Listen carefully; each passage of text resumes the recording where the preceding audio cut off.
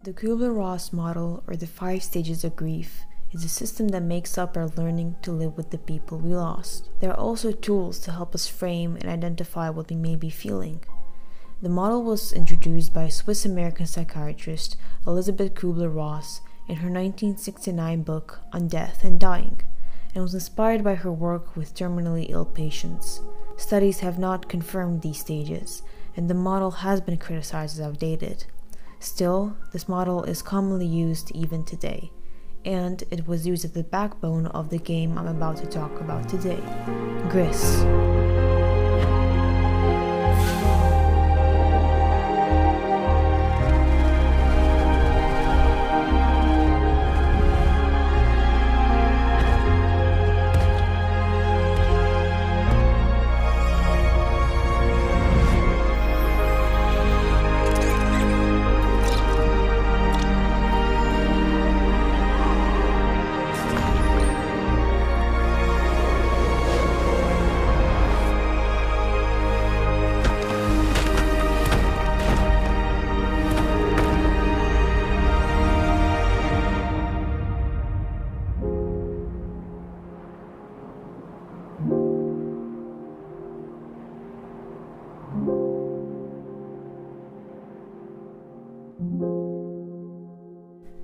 Gris is a story of a hopeful young girl lost in her own world, dealing with a painful experience in her life.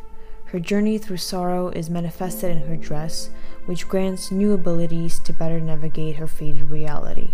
In this video, I will talk about the process of making, its use of symbolism, colors, sound, and the art.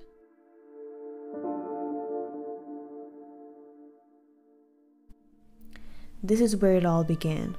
A sketch made by Konrad Rosset, an idea that would soon turn into one of the most poignant and beautiful games ever created. It all started from an artist's wish to explore mediums and abilities.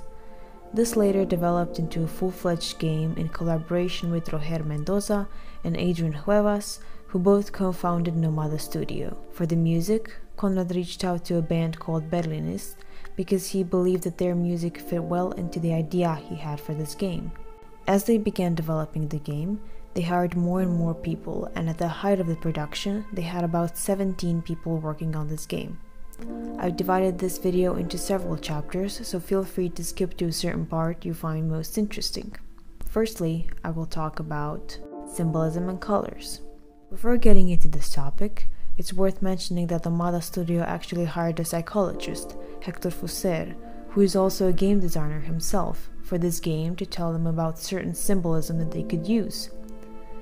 If you've seen any other Gris analysis, you know that this game has a lot of symbolism and metaphors, the main one being that the whole premise of the game is the 5 stages of grief and how Gris navigates this loss she experiences.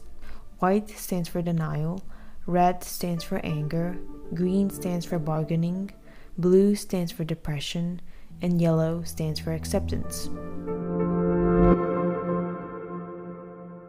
In the beginning of the game, when Gris suddenly loses her voice, she falls from the statue of her mother that was holding her up and plunges into darkness. Here, the first stage of grief begins, denial. With the usage of thin, scratchy lines of the background, we get the sense that nothing around us is important. The colorful world was drained of its colors. As Gris falls to her knees multiple times, showing that she's incapable of processing what had just happened, she continues in her journey until she finds the statue again, and then she paints the world.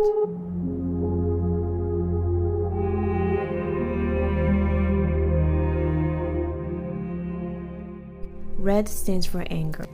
In the beginning, only a few things were red, and later on, the whole world gets engulfed in red, symbolizing how these emotions are gradual, not a sudden shift.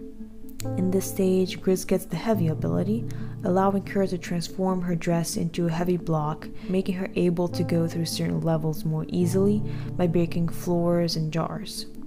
Later on, once again, she sees the statue and the new phase begins.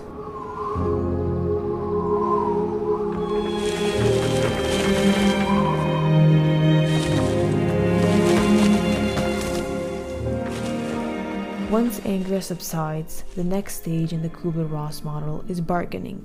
People in this stage attempt to salvage the situation by exploring the path of least objection. They may try to negotiate and find a compromise. In the game, green is used to symbolize bargaining because it's a calming color, the color of nature. What is interesting is that the color red doesn't just disappear, just as anger doesn't just vanish when you move on to a new stage. In the bargaining stage, you'll learn a new ability, fly. Flying can be symbolized as flying away from the problem or just choosing a path of least objection. We see the statue once again, and we are overwhelmed with the color.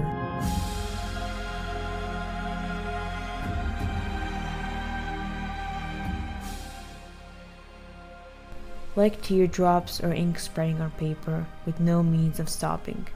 This is the most difficult stage of the Kubler-Ross model for individuals to deal with.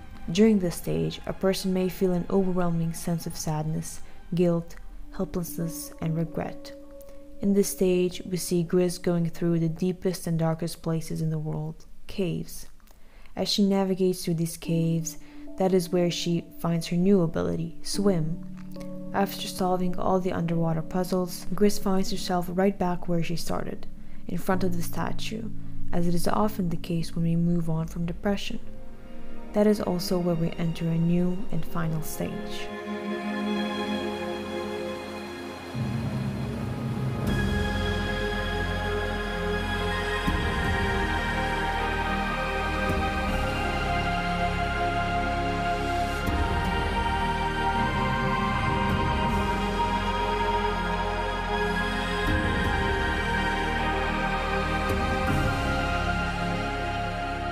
As Gris becomes shrouded in moonlight of the bright yellow moon, the statue crumbles because of the monster she had created. The monster continues to chase her, and just in the moment where it looks like Gris had given up, the red turtle saves her, which could be the representation of Gris's heart, or self-love, or maybe even passion. Later, Gris finds herself in rooms where it's required of her to use all her abilities to pass the levels, which I think is a beautiful metaphor. We start to see hints of yellow, and as the yellow spark helps us find the right path, we ascend even further into the sky. By solving all her puzzles, Gris was finally able to turn her world right side up.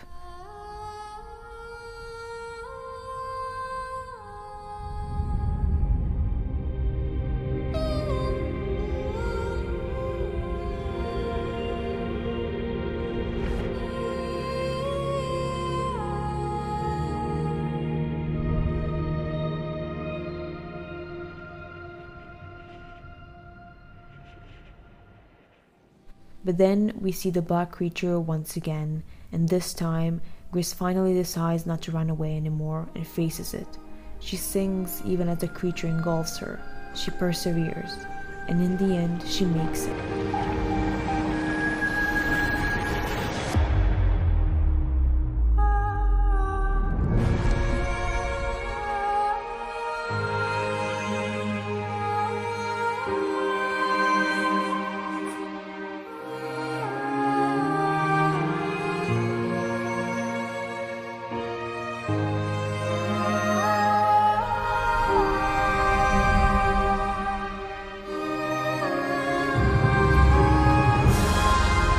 She sings her heart out to the statue of her mother, which is such a moving scene. All the colors are now beautifully mixing into each other, showing how beautiful human emotions are. And in that moment, she fully enters the stage of acceptance.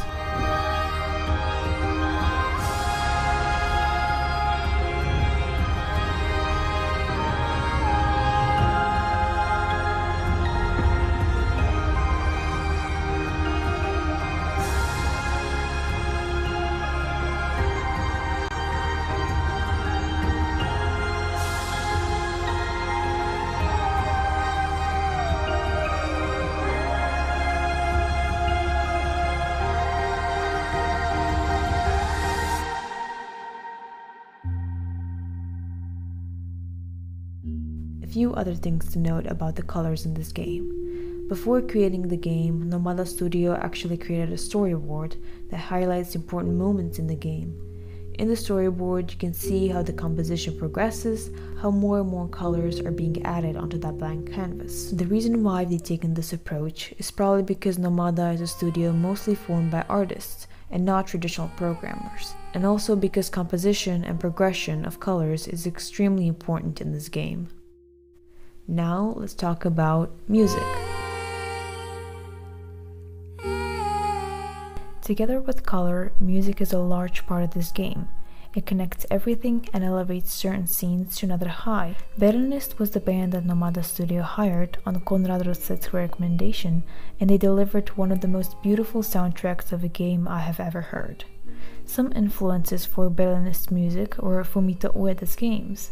For those of you unfamiliar with the name, Fumito Ueda is the creator of The Shadow of the Colossus, Ico, and The Last Guardian. The main theme is spread throughout the whole game. When you reach a new phase, more instruments are added into the theme, which is a beautiful touch. One interesting thing they've said in an interview goes, "We felt that we had to focus on the mood and the feeling to be conveyed to the player when walking through Gris's world, so we thought carefully about the notes that would fit best into the universe, as well as the imperfection of humanity through music. We did not want really neat or clean compositions, as it was how we understood the musical immersion of the game." It is also important to note that Berlinist used chromesthesia, or sound color synesthesia, which is where you see specific colors when you hear certain sounds. There was a lot of research done on this topic, and Berlinist took this idea and they composed the music for the different levels based on the color that represents the level. Now let's talk about the art. Obviously, it goes without saying that the art is heavily influenced by Konrad Roset's work, mainly because of him being the creative director for this game. But a few other inspirations made Gris so detailed and intricate it is today. The technique of aquascaping, basically meaning underwater gardening, specifically Iwagumi style, is used as reference in making these beautiful compositions. As for the animation, all of it was done frame by frame in Photoshop, and by using textures, they've managed to create drawings that look like they've been done on a canvas, except the watercolors, which were drawn by hand and then scanned.